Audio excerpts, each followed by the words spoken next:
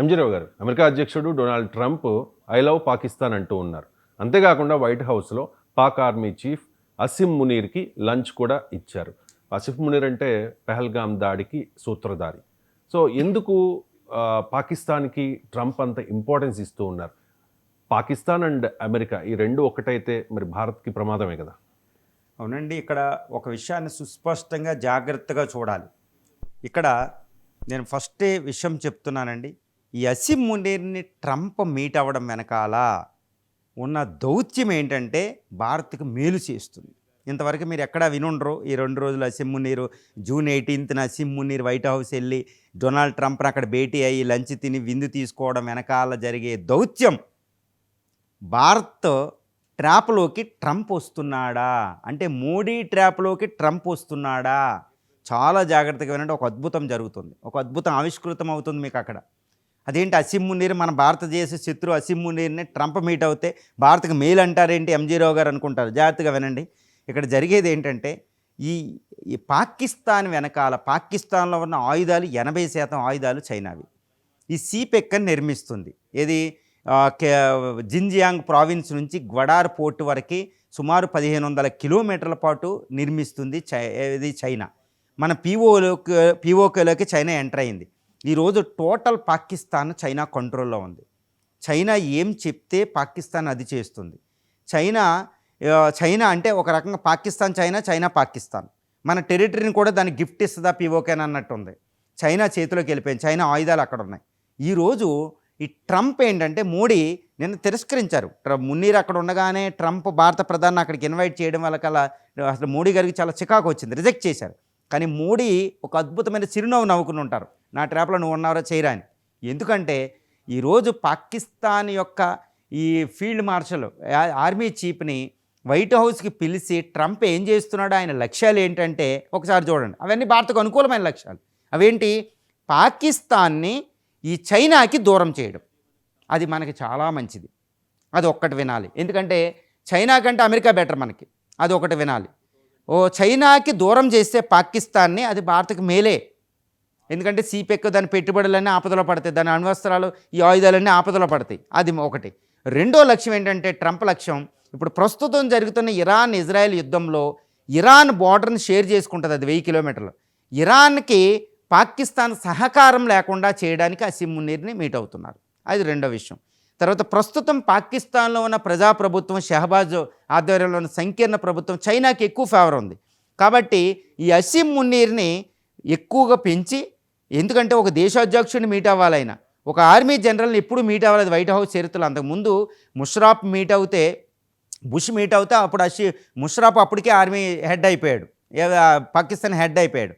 జియావుల్ హక్, అంతకుముందు ఆయూబ్ ఖాన్, రేగన్ వాళ్ళు మీట్ అయ్యారంటే ఒక అధ్యక్ష స్థానంలో వీళ్ళని మీట్ అయ్యారు ఆర్మీ జనరల్స్. అప్పటికే పాకిస్తాన్లో అధికారాన్ని చేజిక్కించుకునేవాళ్ళు. ఇప్పుడు ఈ ఆర్మీ జనరల్ అసలు ఏ స్థానమూ లేదు. షహబాజ్ని మీట్ అవ్వాలి ఆయన. ఈయన ఎంత మీట్ అవుతున్నారంటే ఈ ఇరాన్కి పాకిస్తాన్ ఆర్మీ సహాయం వెళ్ళకూడదు, పాకిస్తాన్ అణుబాంబులు ఇరాన్కి వెళ్ళకూడదు. అది చేస్తున్నాడు ఆయన స్వార్థం. అది ఏది అమెరికా స్వార్థం. 2, ముస్లిం వరల్డ్ ఇస్లామిక్ దేశాలన్నీ ఒకటి అవ్వకుండా చేయడం. ఎందుకంటే పాకిస్తాన్ ఇస్లామిక్ 57 దేశాలు ఉంటే అందులో ఆటం బాంబు ఉండి ఇస్లామిక్ బాంబు అనేది ఒక్క పాకిస్తానే. అంటే ఏంటి, ఇస్లామిక్ బాంబుని సెపరేట్ చేసి పెట్టడం ఇస్లామిక్ దేశాలతో. అది టెర్రరిస్ట్ చేతుల్లోకి అణుబాంబు వెళ్దు. ఇది భారత్కు కూడా మేలే, ఇజ్రాయెల్కి మేలే, అమెరికాకి మేలే. టెర్రరిస్ట్ చేతుల్లోకి అమెరికా దీని బాంబులు వెళ్లకుండా చేయడం, దానివల్ల అమెరికా ఆధిపత్యం దాని మీద సంపాదిస్తుందన్నమాట. ఇది పాకిస్తాన్ అణ్వస్త్రాల మీద. అంటే ఏంటి, అమెరికా పాకిస్తాన్ అణ్వస్త్రాల మీద ఈ అజమాయిషీ సంపాదిస్తే అది ఇజ్రాయెల్ కంట్రోల్లో కూడా వెళ్తుంది, మన మిత్ర దేశానికి. కానీ చైనా కంట్రోల్ అక్కడ దూరం అవుతుంది. ఒక అద్భుతం అనమాట. రెండో విషయం ఇక్కడ ఏంటంటే, ఇప్పుడు పాకిస్తాన్ ఇప్పుడు మన మీద యుద్ధానికి ప్రిపేర్ అవుతుంది సింధు జలాల విషయమై. దీన్ని అమెరికా ఆపద్ది, అదే చైనా అయితే రెచ్చకూడద్ది. ఈ విషయాన్ని మనం గమనించాలి. 2, ఇప్పుడు ఆర్మీ చీఫ్ని అధ్యక్ష పీఠం మీదక పాకిస్తాన్లో అధికార పీఠాన్ని చేజిక్కించుకునే అవకాశం ఉంది. నేను జరిగింది అదే అవ్వచ్చు కూడా. షహబాజ్ గవర్నమెంట్ కొలాప్స్ అయ్యే ప్రమాదం ఉంది. దీనివల్ల పాకిస్తానీ ప్రజల అశాంతి ప్రబలుతుంది, అదంతా ఆర్మీకి వ్యతిరేకం అవుతుంది. అది కూడా మనకు మంచిదే. సో ఈ విధంగా మనం చూస్తే అమెరికా లక్ష్యాలు కోసం అది పాకిస్తాన్ అసిమ్ మునీర్ని తెచ్చుకున్నప్పటికీ అది చైనాకి దూరం చేస్తుంది. ఇప్పుడు మొత్తం చైనా కంట్రోల్లోకి పాకిస్తాన్ వెళ్ళిపోయిందండి. 80% ఆయుధాలు, ఆర్థిక అన్ని విషయాల్లో వెళ్ళిపోయింది. ఒకప్పుడు అమెరికా ఆధీనంలో ఉన్న పాకిస్తాన్. యాక్చువల్గా ట్రంప్ మెయిన్ లక్ష్యమే చైనాకి దూరం చేయడం. చైనాకి పాకిస్తాన్ దూరం అవుతే భారత్కి చాలా మేలు. ఎందుకంటే అమెరికాకి కంట్రోల్లోకి వెళ్తే అమెరికాని మనం కంట్రోల్ చేయవచ్చు, కానీ చైనాని కంట్రోల్ చేసే పొజిషన్, ఎందుకంటే చైనా ఇండియాని టార్గెట్ చేసింది. కానీ అమెరికాకి మన భారతదేశం చాలా అవసరం. కాబట్టి పాకిస్తాన్ ఒక పరిధికి మించి పాకిస్తాన్ ఇండియా మీద వాడదు. పాకిస్తాన్ని అటు చైనా మీదకి ఇటు ఇరాన్ మీదకి వాడుకుంటుంది. అది వాడుకోనివ్వండి, మనకు పర్వాలేదు. అందువల్ల ఏంటంటే అసిమ్ మున్నీర్ని ట్రంప్ వైట్ హౌస్లో మీట్ అయ్యింది భారతదేశానికి ఆపద కాదు.